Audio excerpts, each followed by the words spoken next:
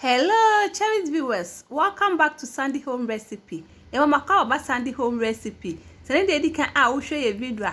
Remember rate to subscribe. Now I share. Now I like it. Remember your notification bell. Say the video be 2 hours abeka. And if you chance to buy no need bread. You be use 2 cups all-purpose flour and 1 cup wheat flour. Now we're there. Waka boom. Now I use 1 teaspoon salt there. Aka now I'm mixing it together.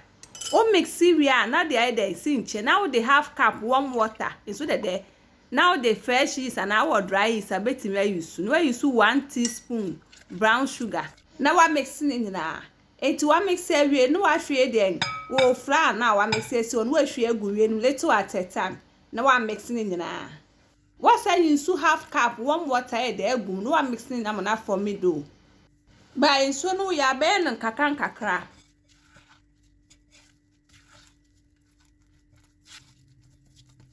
what the atry mix area no you so inside there I mix it yep my trust any day can I will show you video remember rate to subscribe it no I share no I like no me notification bell say the video bia beto aye there was aye there ebeka we are not that so now they see for 2 hours so the bed double in size after 2 hours now then wage why you rub an fish so we no now I fold no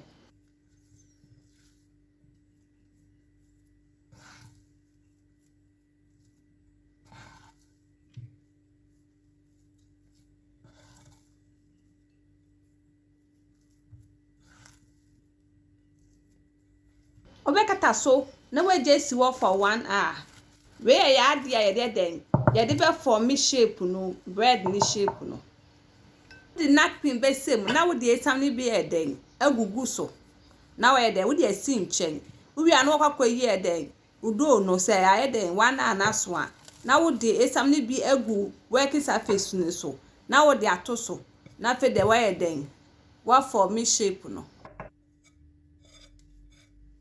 Please, if you are new to our channel, don't forget to subscribe, share, like, and also click the bell icon to get new video we will post.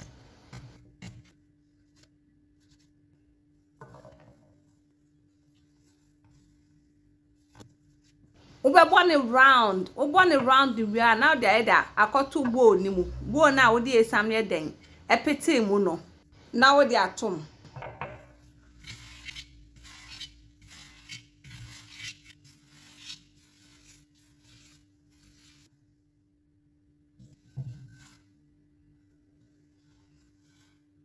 Why we no akova so no we just work for 45 minutes.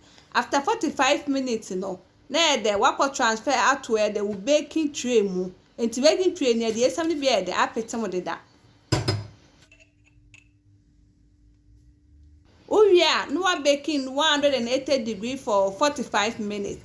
After 45 minutes na wa yi no wa manajo na fe the why then wa serve. Please, if you are new to our channel, don't forget to subscribe, share, like, and also click the bell icon to get new video you post. Now, this our no need bread. Please like this video and subscribe to our channel. Thank you so much for watching.